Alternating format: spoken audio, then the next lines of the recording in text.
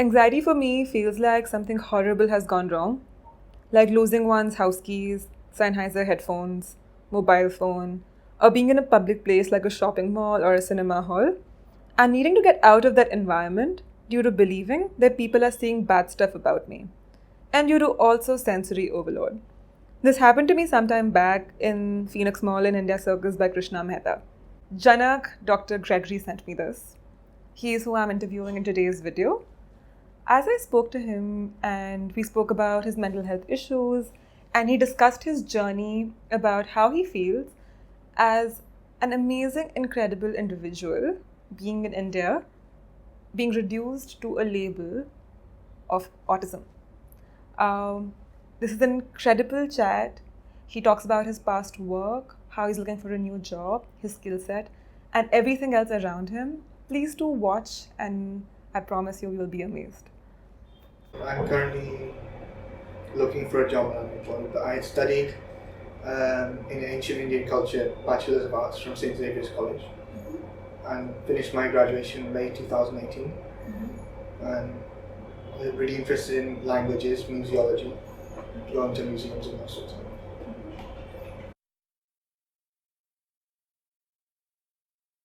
That was in 11th standard. I was in India at the time, and it was a very tense, anxious time because I keep on going back to Naya Hospital, and it's the only place where you can get the certificate. Right. In Maharashtra. Right. So for the schools and colleges, I have to keep on going back and forth between St. Xavier's College and Naya Hospital. Mental exams, physical reports, and that sort of thing. And where were you before this? In the UK. In the UK? And there was no diagnosis over there? There was. I was taken to a separate room called the Red Room, and they had the diagnosis of it, a little bit of diagnosis, but I didn't get my report like over here. Okay. So do you think now it's easier that you have a report and that you have a diagnosis? Yeah, I think it's much easier for me. And why is that? Because I get extra time in the examinations, and I get lots of support from the teachers and the staff. That's great. Can you tell me a little bit about your experience at Xavier's College? Xavier's College was 4 years long. It was junior college plus my BA. And some of the kids were really nice to me, and some of them really believed me about my accent and things like that. I think anybody who is different will always face some kind of backlash, right? Yeah. But what about your community, your society? How is people's response over there? I don't know most of the youngsters in my building. I'm friendly to me. They're unfriendly? Yeah, I made the effort to make friends with them. Like, they just say hi in the lift and stuff. They say hi to you in the lift? Yeah. But I think that's more than what a lot of people would do to me. Nobody says hi to me. Would you want to make more of an effort towards that? Definitely. I'd like to make more meet-up groups and more stuff like that. At this point, I'd like to say what Janak told me before the interview is that he would love to have a group of friends who may be on the spectrum, as you said, right? And he'd love to meet more people like him, interact with them, engage with them, and form a friend circle, form a Autism meetup group. So if you'd like to reach out to him, please do let us know. You've had anxiety in the past, right? Exactly. So can you tell the audience, and hopefully a lot of people can learn from your experience, because you put it very beautifully, of what anxiety means like to you. Being alienated in a public space, or losing one's headphones or one's house keys or one's phone that you really need, and having that anxiety in the public space. Yeah. So can you tell me what all did you do that helped you overcome your anxiety? An ancient Ayurvedic technique called Brahmari, taking my homeopathy pills, taking my Ayurvedic pills, and my mum often gave me a Japanese healing therapy called Reiki. And Brahmari involved a sort of humming noise that one did when one closed one's ears. and listening to binaural music as well. Okay. Yeah. Tell us what you did to step out of the house. What is your physical health being like? Yeah. Physically, I go to walks in Priyadashini Park, and I just now joined karate classes in Cherney Road, and that's been really great. I had boosting my self-esteem and getting out and about. Can you tell us more about how that is helping you boost your self-esteem?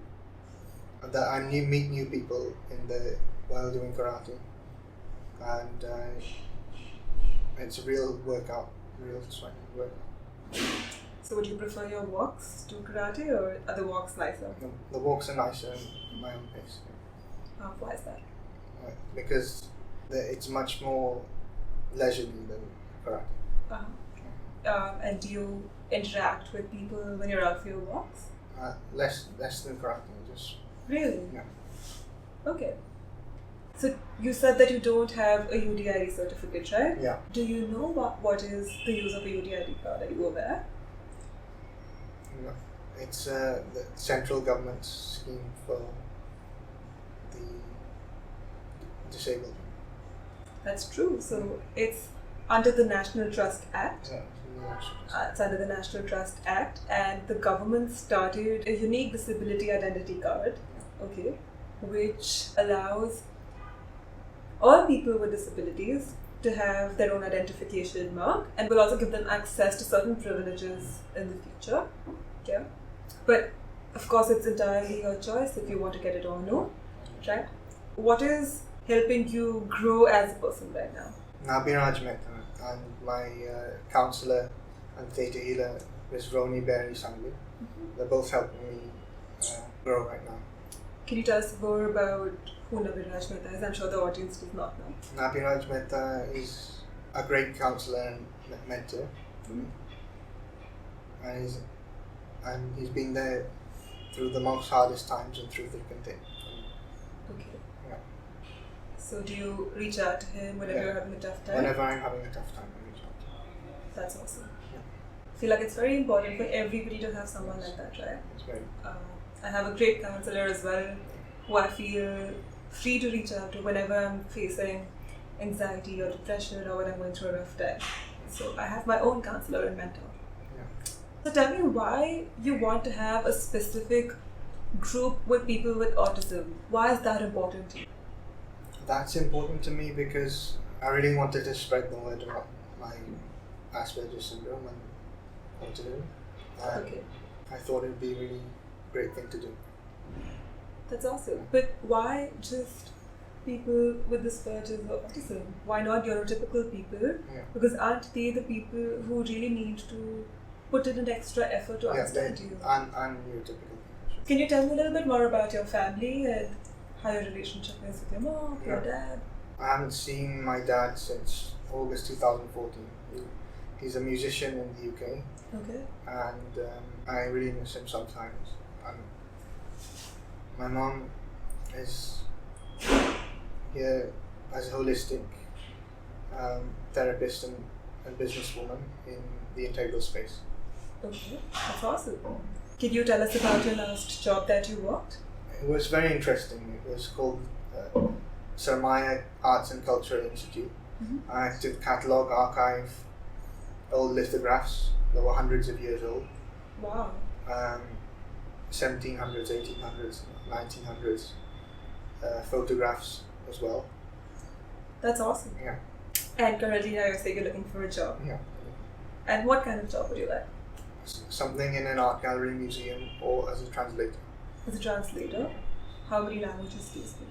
French, Spanish, I've been in Portuguese, Italian, Hindi, Gujarati, and Marathi.